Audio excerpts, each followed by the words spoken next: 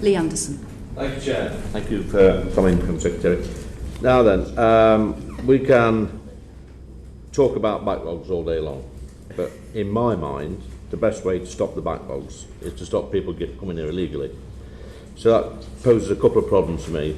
Once we do stop people coming in illegally, we want to have lots of staff in the Home Office that will no longer be required, because our job will be done in stopping the illegal entries. But the way we stop it, in my mind, is the Rwanda flights. They've got to our returns policy to France or wherever, and that's not going to happen. So could you give the committee an update of where we are with the Rwanda flights, please? Yes. Well, we are currently waiting for the Court of Appeal to opine on the appeal hearing. You will know, you will have seen, and I won't reiterate, the scenes that we saw approximately this time last year, isn't it? When the former Home Secretary attempted to put people on a flight and get the flight off to Rwanda. It was thwarted at the last minute, pretty much, by the Strasbourg court. And ever since then, we've been in litigation. And in December, we won the first round of that litigation on the substance of the Rwanda policy, on whether it's lawful or not. And the High Court, in a very strong judgment, endorsed the lawfulness of the policy. That's been challenged by the claimants. A hearing took place at the end of April, and we are awaiting a judgment from the Court of Appeal. So that is out of my hands. Once we finish and complete the litigation, and assuming we are successful, we will be in a position for flights to take off. Okay, thank you. So I'll move away from backlogs and asylum and that sort of stuff and talk about something completely different. A few weeks back, we had Commissioner Rowley in front of the committee, and there was some confusion as to whether or not police can actually stop protesters blocking the roads and moving people on, and making sure that the public can go about their daily business unhindered. Could you please confirm, Home Secretary, whether or not police now have the powers to stop people, stopping the citizens of this country going about their daily business? I believe they do, particularly after last night, when, and I'm grateful to their lordships, but our new statutory instrument, which clarified the definition of serious disruption, bringing it in line with the Public Order Act 1986, enabling the police to take more robust and swifter action when it comes to slow walkers or those bringing misery and chaos to the law-abiding majority. I believe, yes, they do have the full armoury of legal tools at their disposal. So you'll be coming down heavy on any chief constables or commissioners that don't see this through? Well, the police are operationally independent, and therefore, I respect that, and that's a foundation of our arrangement and our constitution. So any decision that they make about arresting a particular person, intervening in a matter, is for them alone, and I have to respect that. Of course, I am incredibly frustrated when I see scenes of militant, activist, selfish protesters disrupt people from getting to work, getting to school, getting to hospital appointments, and we cannot see that. So I have to say, my view is quite mixed. I think that, yes, we want to see a more robust and swifter response from the police, and I think there is room for improvement, personally, going forward. And I think the police have done a very difficult job well. If you look at the coronation, for example, I think protesting of that event, policing of that event, of that scale, of that significance, was a success for the police.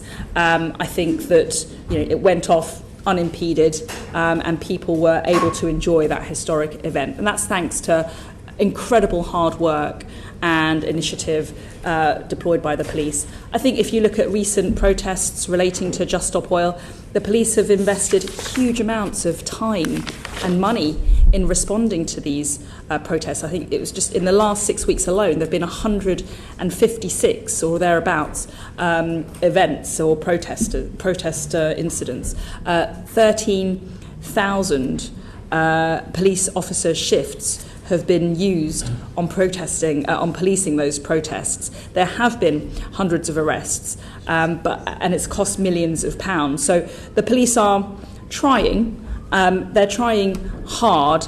I believe that they've come to us and asked for greater clarity in the law so that they understand where the threshold sits. I believe we've provided that clarity, and I believe that they now are empowered to respond robustly. So do you think this will help? For example, we see protesters at HS2 on the where they're developing the tunnels and the tracks, etc. So we see protesters tunnelling themselves, being nuisances, and adding hundreds of millions of pounds to the cost of HS2. Is this going to help with that as well? Well, our new offences contained in the Public Order Act deal with specifically that issue. We've included new offences of tunnelling and locking on, because previously it was felt there was a gap in the law. People might not have been meeting the kind of obstruction of the highway criteria. They might not have been meeting the criminal damage criteria. We created new offences to deal with those scenarios. And finally, Secretary, you've been Home Secretary in your second stint for about 6 or 7 months, I think. What are your main achievements?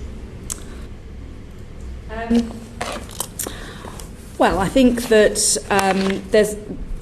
there are kind of 3 groups of ways I think about the work of the Home Secretary. You've got law and order, first of all, migration, and then you've got security. And when it comes to law and order, my focus is more police, less crime, safer streets, and common sense policing. And what have we achieved on my watch? Well, we've delivered record police numbers. Manifesto pledge, Home Office project delivered on time, on budget, record number, highest number ever in the history of policing. I've got to pay credit to Rachel, actually. She was the SRO who oversaw delivery of that.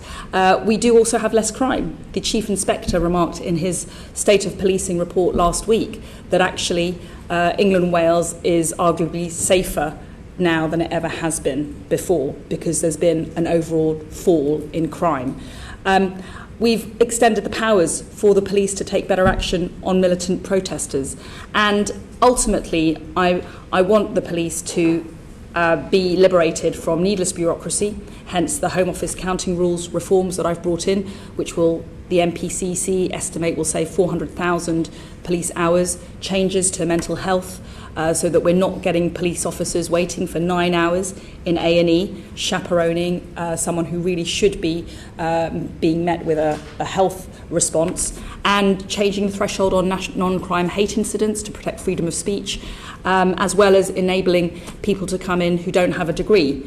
I want common sense policing, the police to focus on the basics, the people's priorities, antisocial behaviour, knife crime, to use their stop and search powers, and I want them to restore confidence in themselves amongst the British public. On the boats and on migration, the challenge is to stop the boats. We're not there yet, but we've achieved a lot in introducing a landmark piece of legislation in the illegal migration bill. This goes further than ever before. And I believe that it will be an important element in our mission to stop the boats. And we are seeing some progress already. We've returned over 1,800 people back to Albania who don't have the right to be here. We are intensifying our immigration enforcement raids and interventions. The work on as I say, the backlog, we're rolling out alternative sites so that we can stop using hotels.